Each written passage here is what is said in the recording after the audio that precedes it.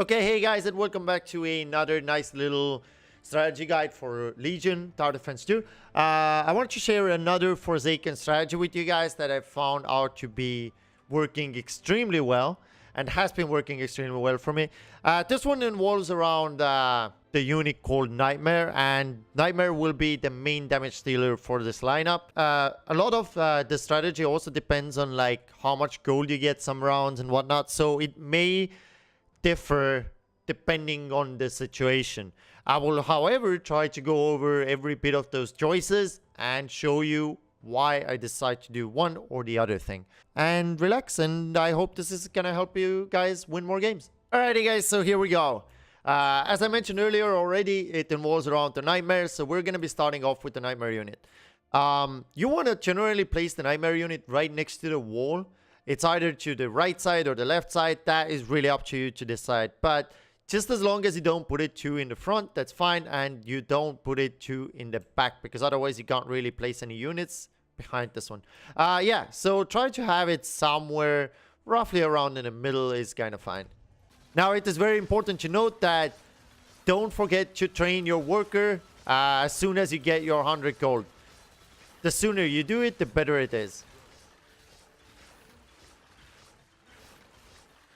Alrighty guys, so now we are heading into wave 2 already. This is where things are a little bit interesting. When you do have the goal to hire a gargoyle, you should do it and put it somewhere in the front. If you don't have it, as I do, then go ahead and just hire a nice little bone warrior in the back. And that should be really it with this turn.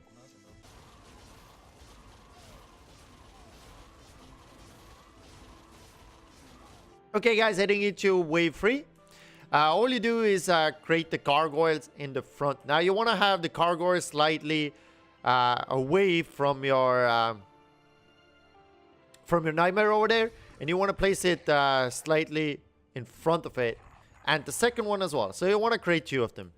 It is important to keep distance between them, because we want to build other units between this line later on. Again guys, between the waves of 3 and 4, you should keep an eye on your gold and train yet another worker.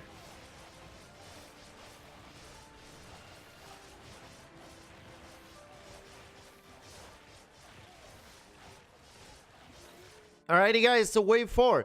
Wave 4 is pretty straightforward.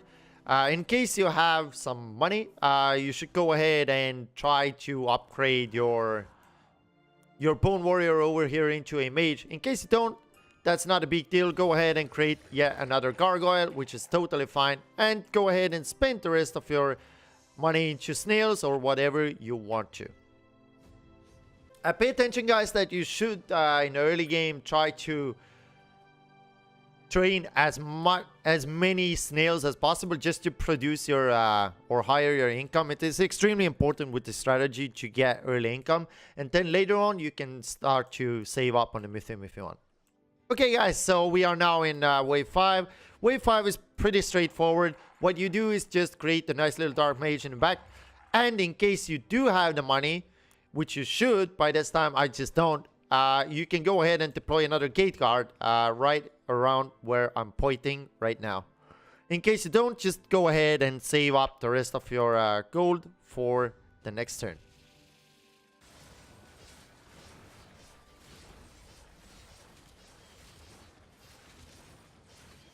I just want to point this out guys, that you should not spend any gold on workers between the waves of 5 and 6, because the 6th wave in the game is actually pretty difficult. And if you spend anything on workers, I've noticed that leaking on turn 6 is extremely easy, and those units actually give you quite a bit of gold. But anyway, so now we're in wave 6, and what we do now, we upgrade one of those guys into Green Devil. After that, if you have more leftover, I strongly recommend that you upgrade another Green Devil. In case you don't have enough money for that, just go ahead and create one of the gate guards. Or if you don't have money for that either, then just save the rest for the next turn.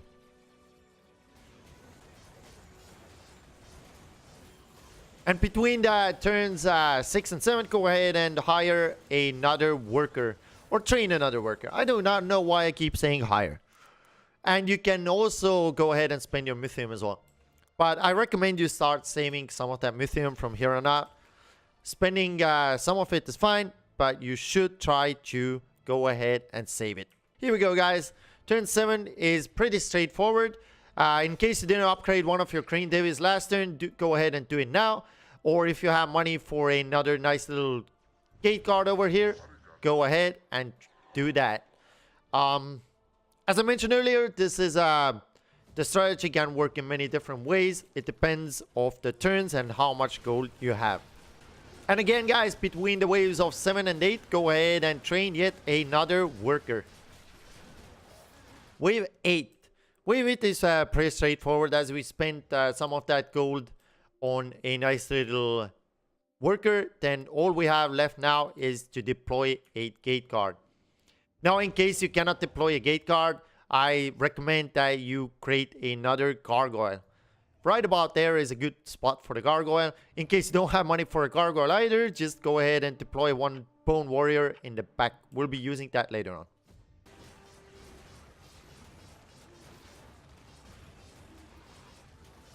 Alrighty, we have safely made it to the wave 9 without any problems whatsoever. We now have roughly around 216 gold. And all you do with that is upgrade one of your Crane Devils once again.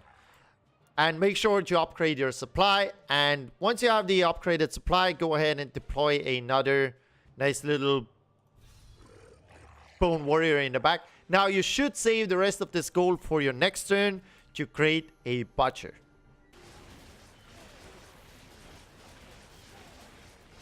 Between the waves of 9 and 10, typically you want to go ahead and spend all the mythium that you have just to try and deny the enemy's gold from the boss. Alrighty, guys, we got to the wave 10. Wave 10 is pretty straightforward. I recommend you create a nice little butcher in the middle. It is important to have that. There are a couple of options here. I recommend that you create another nice little gargoyle and you upgrade that into a green devil. There are two options here. If you have enough money, you should probably go ahead and upgrade. Or did we have enough money for that? No, we don't. And no, I messed up. Anyway, yeah, you want to have another green devil over there.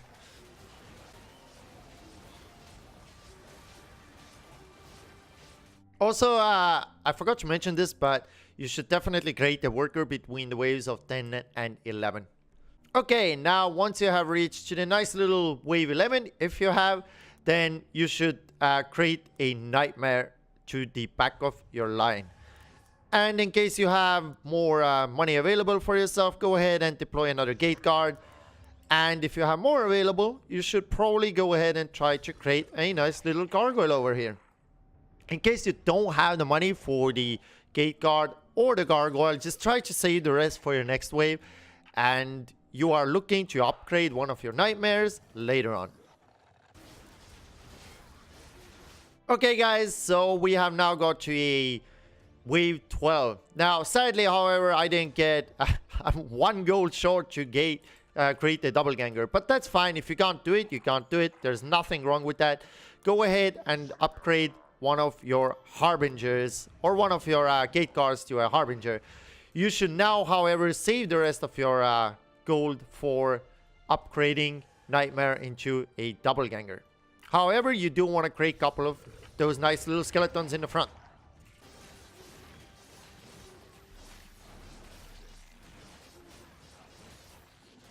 Okay, guys, so once you do get to the turn 13, now you want to go ahead and upgrade one of your guys into a nice little double ganger.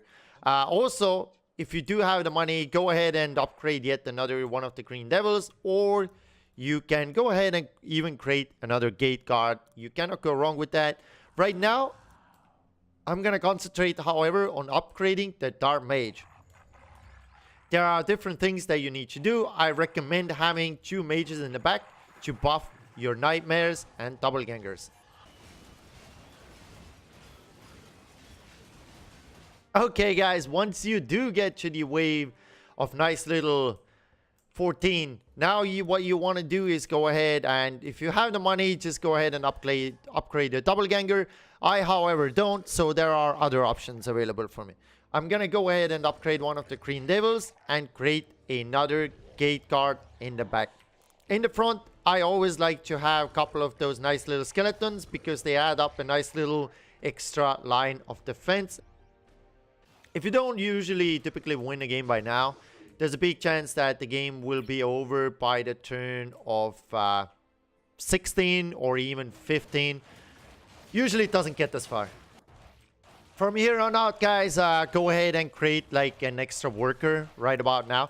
As you may notice, we are barely holding on right now. We are barely holding on. But go ahead and create one worker. I wouldn't go past like 10 or something. Roughly around 9 or 10 is perfect. Okay, so let's go back to the line of defense now. Right now, all you want to do is just go ahead and upgrade your other double ganger. Really, I would just go ahead and create another gargoyle. Just expand your line here and go ahead and create another gate guard. As you noticed already earlier, we did defend off. This guy didn't really send a whole lot, but as you noticed, we had a bunch of units still remaining after a send.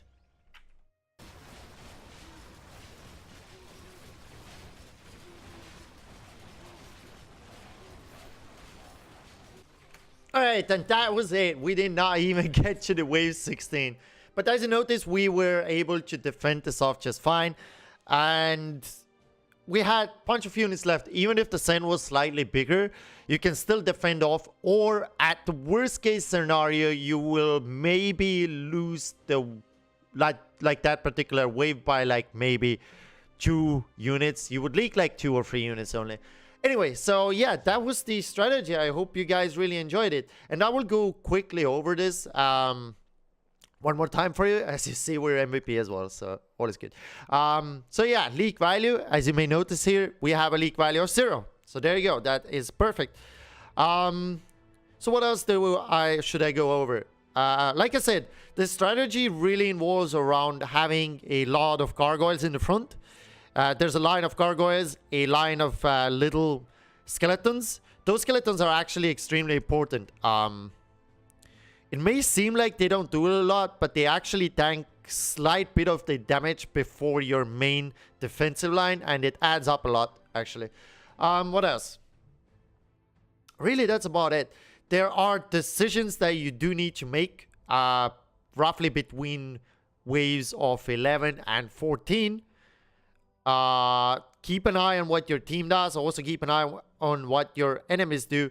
And don't go too heavy on the workers. If you notice that, you know, sure, that you can do the workers, but if you know that they're about to send, I would hold off on the workers and go create more of those nice little gate guards and try to get maybe even another nightmare going in the background. Another nightmare is not wrong either. So yeah, just try to stack up more nightmares. Try to start upgrading your gate guards and make sure that you have a solid line of gargoyles in the front. That's really about it. Yeah, that was the strategy. I hope you enjoyed it. And I want to thank you all for watching, and I'll catch you in another video, guys. Bye-bye. You have 2 choices here.